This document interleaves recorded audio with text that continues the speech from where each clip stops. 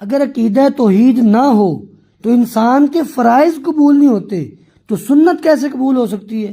اللہ رب العالمین نے بڑے واضح انداز میں فرمایا لَإِنْ أَشْرَكْتَ لَيَحْبَطَنَّ عَمَلُكَ، اے نبی اگر آپ بھی شرک کر لے آپ کے سارے عمل ضائع ہو جائیں گے۔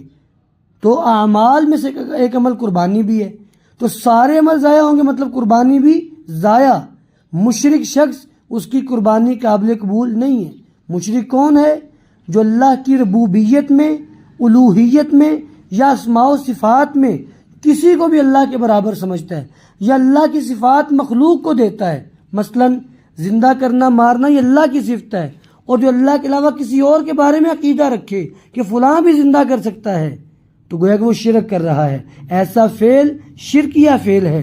تو مشرک شخص اس کا عمل قابل قبول نہیں ہے۔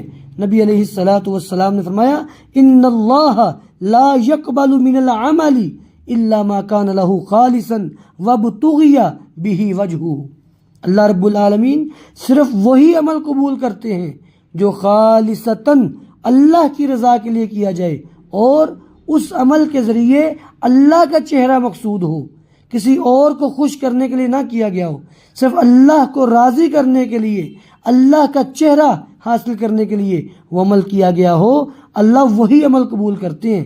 اس لیے مشرک شخص کی کوئی قربانی نہیں ہے۔